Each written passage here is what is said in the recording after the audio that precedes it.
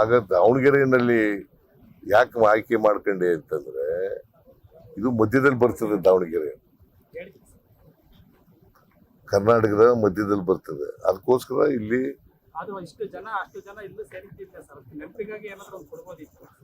ಕೊಡೋಣ. ಇನ್ನೂ 2 ವರ್ಷ ಇರ್ತೀವಲ್ಲ, ಈಗಲೂ ಕೊಟ್ಟಿದ್ದೀವಿ, ಇನ್ನೂ ಕೊಡೋಣ. ಈಗ ಇದು ಉಪಚುನಾವಣೆ, ಇದು ಜನರಲ್ ಎಲೆಕ್ಷನ್ ಅಲ್ಲ. ಇದು ಕೊಡೋಣ. ನಾವು ಅಧಿಕಾರದಲ್ಲಿ ಇದ್ದೀವಲ್ಲ, ಇನ್ನೆರಡು ವರ್ಷ ಕಾಂಗ್ರೆಸ್ ಪಕ್ಷನೇ ಅಧಿಕಾರದಲ್ಲಿ ಇರ್ತದಲ್ಲ. ನಾವು ಉಪಚುನಾವಣೆ ಆಯ್ತಲ್ಲ 3, ಅಲ್ಲೂ ಕೂಡ ಅಪಪ್ರಚಾರ ಮಾಡಿದ್ರು, ಇದನ್ನೇ ಹೇಳಿದ್ರು. 3 ಉಪಚುನಾವಣೆಗಳು ಗೆದ್ದಿದ್ವಿ ನಾವು.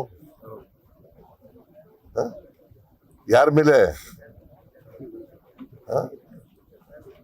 ಬಸವರಾಜ ಬೊಮ್ಮಾಯಿ ಅವ್ರ ಮಗ, ಅವ್ರ ಮೇಲೆ ಗೆದ್ದಿದ್ದೀವಿ. ಒಬ್ಬ ಆರ್ಡಿನರಿ ಕಾರ್ಯಕರ್ತನ ಹಾಕಿ ಗೆದ್ದಿದ್ದೀವಿ ಶಿಗ್ಗಾಂವ್ನಲ್ಲಿ. ಅಲ್ವೇನಪ್ಪ? ಪಠಾಣ್ ಆಯ್ತಾ.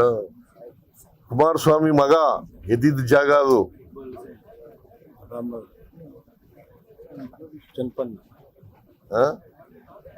ಬಸವರಾಜ ಬೊಮ್ಮಾಯಿ ಮಗ, ಕುಮಾರಸ್ವಾಮಿ ಮಗ, ಅಲ್ಲಿ ಗೆದ್ದಿದ್ವಿ ಚನ್ನಪಟ್ಟಣದಲ್ಲಿ. ಯೋಗೇಶ್ವರ ಗೆದ್ದಿಲ್ವಾ? ಅದು 22,000 ಓಟ್ನಲ್ಲಿ.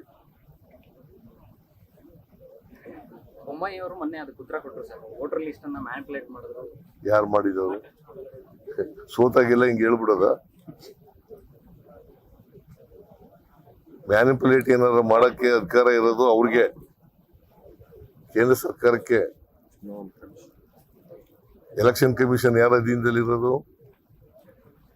ಸೆಂಟ್ರಲ್ ಎಲೆಕ್ಷನ್ ಕಮಿಷನ್ ಯಾರಪ್ಪ ಅಧೀನದಲ್ಲಿರೋದು? ಕೇಂದ್ರ ಸರ್ಕಾರ ಅಲ್ವಾ? ಏನಾದ್ರು ಮ್ಯಾನಿಪುಲೇಟ್ ಮಾಡಿದ್ರೆ ಅವರೇ ಮಾಡೋದು. ನಾವು ಅವ್ರನ್ನ ಇವತ್ತಿನವರೆಗೆ ಮಾಡೇ ಇಲ್ಲ.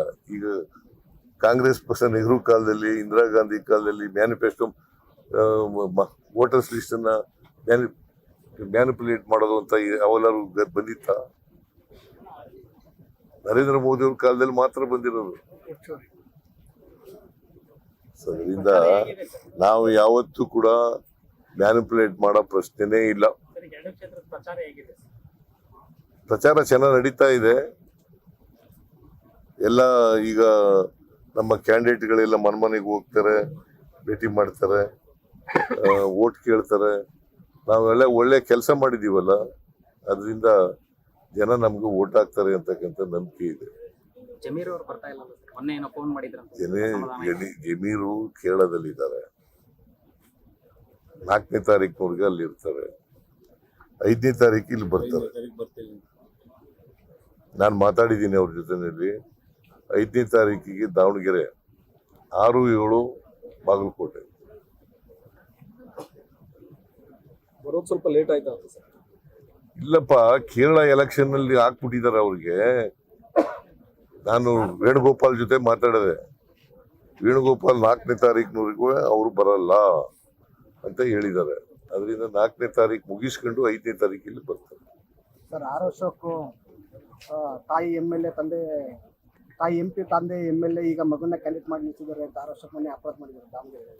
ಆ ಥರ ನಮ್ಮ ಪಾರ್ಟಿ ಅಂತ ಅಲ್ಲ, ಅವ್ರ ಪಾರ್ಟಿನಲ್ಲೂ ಹಿಂಗೆ ಇದೆ. ಈಗ ಕಾಂಗ್ರೆಸ್ನಿಂದ ಹೋದವ್ರನ್ನೆಲ್ಲ ಮುಖ್ಯಮಂತ್ರಿಗಳು ಮಾಡಿದಾರಲ್ಲ, ಹೆಂಗೆ ಮಾಡಿದ್ರು? ಹೆಂಗೆ ಮಾಡಿದ್ರು? ಈಗ ನಮ್ಮ ಅಸ್ಸಾಂನಲ್ಲಿ ಮುಖ್ಯಮಂತ್ರಿ ಎಲ್ಲಿದ್ದವರು ಗೊತ್ತಾ ನಿನಗೆ? ಕಾಂಗ್ರೆಸ್ನಲ್ಲಿ ಇದ್ದವರು.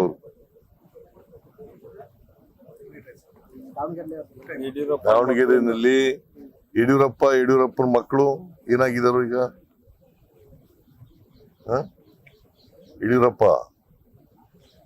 ಯಡಿಯೂರಪ್ಪನ ಮಕ್ಕಳು, ಒಬ್ಬ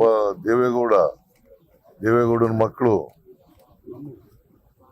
ಕುಮಾರಸ್ವಾಮಿ ಮಗ, ಕುಮಾರಸ್ವಾಮಿ ಹೆಂಡತಿ, ರೇವಣ್ಣನ ಮಕ್ಕಳು.